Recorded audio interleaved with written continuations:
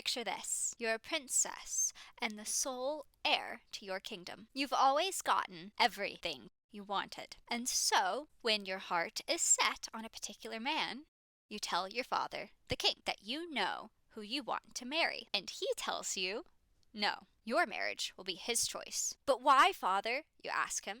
It's not fair. Fair? My dear Yona, when have you ever been without a single thing that you wanted? I gave you everything you asked for, with the understanding that you would one day marry the man that I picked for you.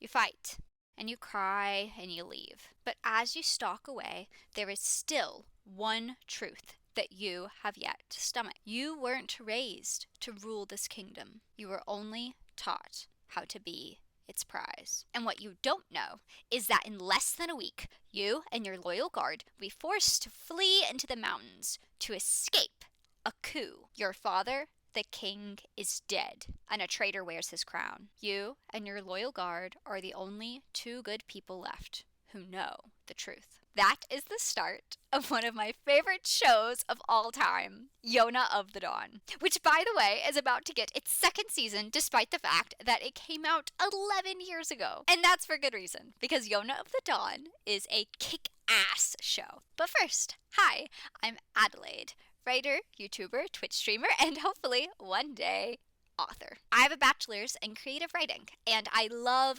analyzing stories, and Yona of the Dawn is one of my personal favorite stories of all time. In this video, we are going to focus on Yona as a character, not the show as a whole. And there are a few reasons for that. For one, I want you to watch the show, and I don't want to have to worry about spoilers. And two, honestly, I just have so many thoughts about this show that if I tried to compile them all into one video, I don't think I would ever finish the script. So today, we are going to take a bite-sized chunk out of Yona of the Dawn and talk about one of my favorite characters of all time, Yona. There is a lot to love about Yona, but as a writer, there are three specific facets of her character that stand out to me. One, she is a natural leader. Two, her hunger to learn and prove herself. 3, her unwavering compassion and kindness. See, the thing about Yona is that she is the king that her kingdom needs, but no one gave her the knowledge needed to do so. At the start of this story, Yona is a rather delicate and frivolous person, but she is only that way because of the environment she grew up in. It's as the old sayings go, right? Knowledge is power, and ignorance is bliss. Yona has no knowledge, and thus no power, despite being the only living heir to the throne. This dichotomy is so interesting. Yona is the true product of her environment. So once her circumstances change, once her and Hawk, her childhood friend turned guard, once their lives are put in danger, Yona stands up. She starts to speak up, and she starts making choices that she would have never made in episode 1, like choosing to pick up a weapon to defend her friend, something her dead father had always forbade her from doing. As she travels, Yona becomes more familiar with her kingdom, and she meets new people and finds herself in new scenarios that teach her about relationships and leadership. And Yona just soaks it all up like a sponge. One of the most interesting things about Yona is that you don't have to tell her anything twice. She internalizes every lesson taught to her, and you'll see her use information she learned in one episode in the next. Yona might be the fastest I've ever seen a character grow in a television show, but I don't think it's forced in the slightest. This is a product of the loss of her father and that hunger I spoke of earlier. Once Yona is given the chance to grow in this way, she flourishes. There is an interesting parallel in the fact that Yona grew up as a person who had everything she could ever want except for the knowledge she needed the most. With the way her life is so drastically changing and how Yona is forced into the leadership position of her band of travelers, Yona is forced to grow fast. I think part of her relishes this change, the opportunity to prove herself as valued as more than just a pretty face, but I think another part of her is resentful. I picture Yona saying something along the lines of, "Look how far I've had to stray from my intended path, all because I was betrayed by those I held dear." Yona is grieving both the loss of her father and the loss of the life she thought she'd live. And of course, the betrayal in the fact of the coup. I will not talk more details about that because it is a spoiler, but know that there is a lot there too that we could talk about in a more spoilery video in the future. And one night, her life trajectory was changed forever. And so, if there was any small part of her past that she could hold close, that she could pin in place, she chooses Hawk. While Yona as a character evolves quite fast, there is one element of her that is slow moving, and that is her relationship with Hawk. I personally believe that this is both an intentional and unintentional decision on Yona's part. On one hand, she's a bit naive to physical romance cues. Hawk is always making jokes about their dynamic romantically. Oh, I see. The princess doesn't like sleeping all alone. Want me to sleep with you? So I think she still believes that he's picking on her like when they were kids. Are you making fun of me, Hawk? You'll never know. So when, for example, he leans in to kiss her, she headbutts him because she doesn't realize what's happening. But this isn't the born sexy yesterday trope, don't worry. Yona isn't completely unaware. She knows that their dynamic is slowly shifting, but she's still trying desperately to keep things the way that they were. And I don't think it's to keep him at arm's length, and it's not to outrank him. It's instead because she simply lost everything except for him, and she wants to keep things the way that they were, so she can hold on to even the smallest shred of her previous life. If you're not a dragon, then leave! No way!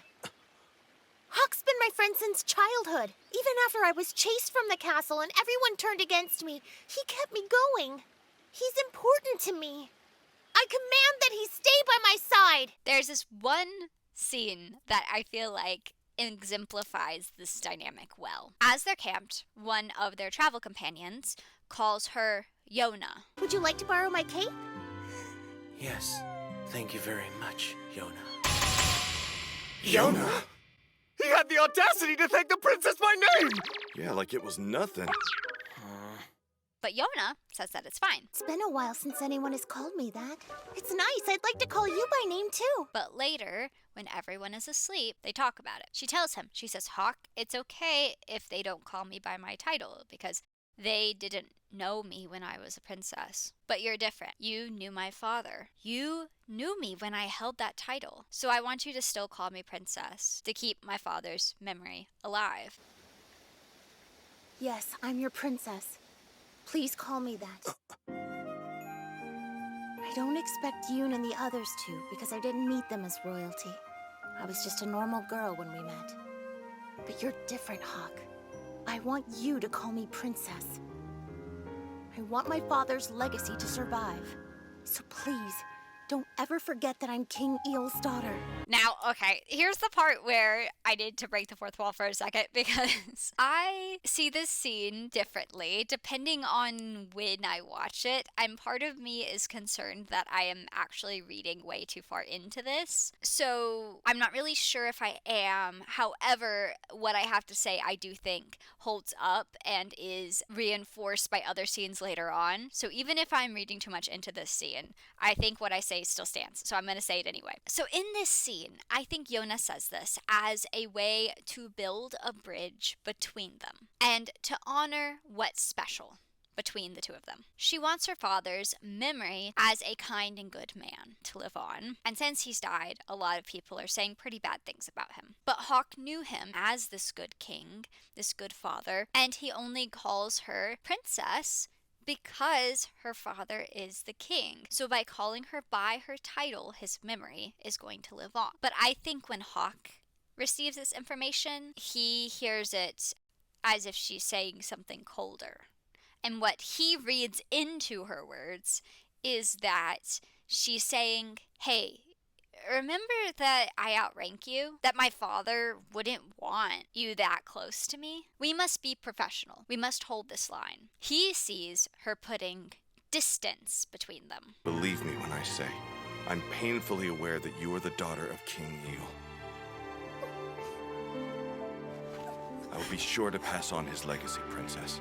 There's a lot of miscommunication, I think, between the two of them in this show, specifically on this kind of subject. I know that a lot of people hate the miscommunication trope, but I don't think that's exactly what this is. Because I think instead this is here to highlight the fact that they're just not on the same page on an emotional level.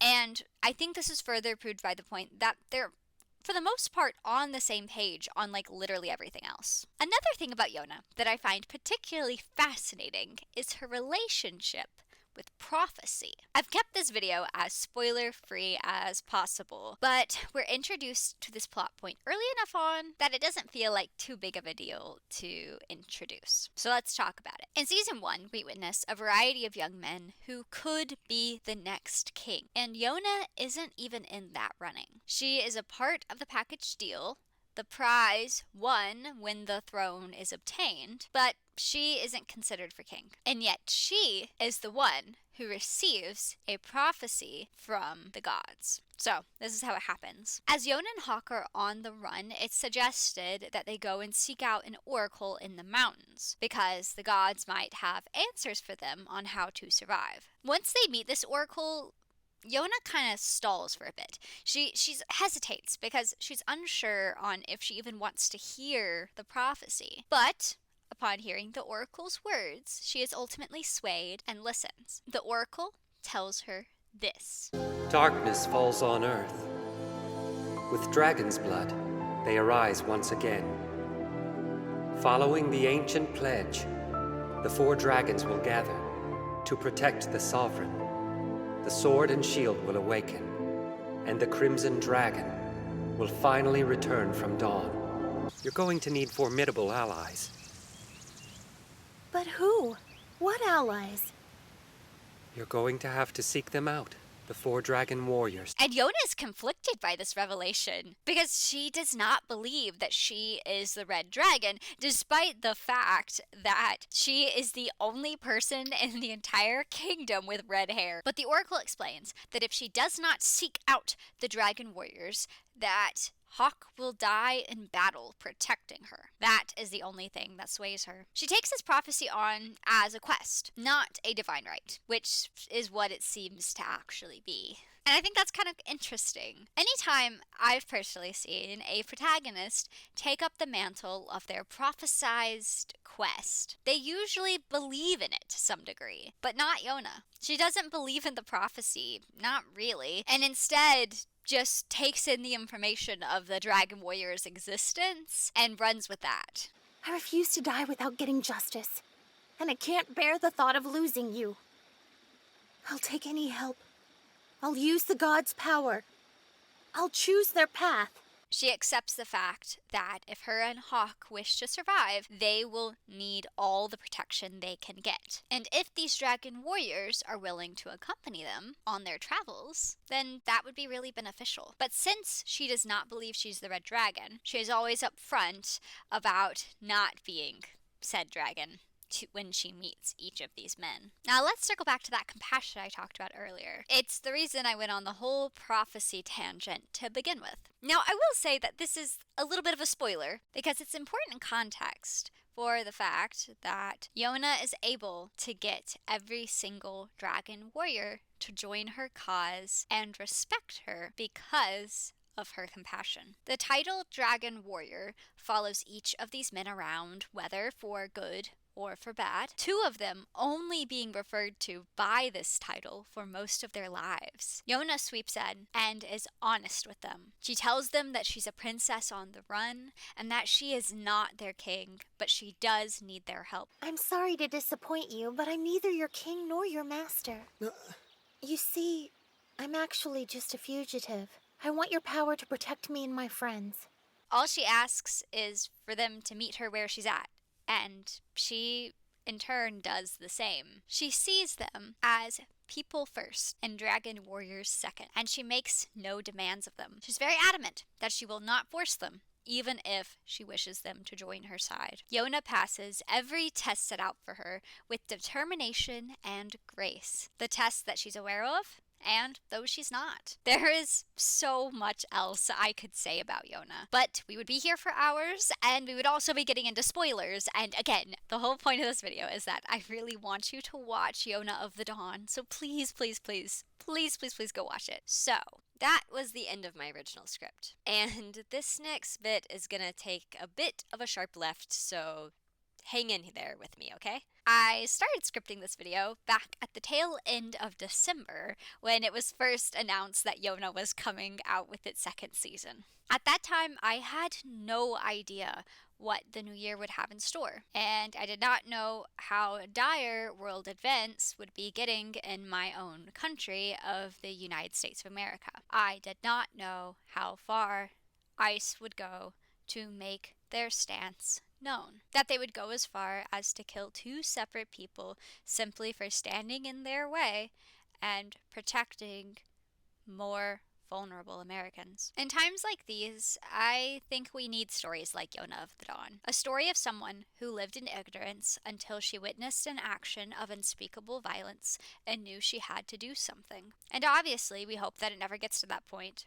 That no lives would have to be lost for people to understand that what's happening is deplorable and should have never been possible in the first place. But we're past that point.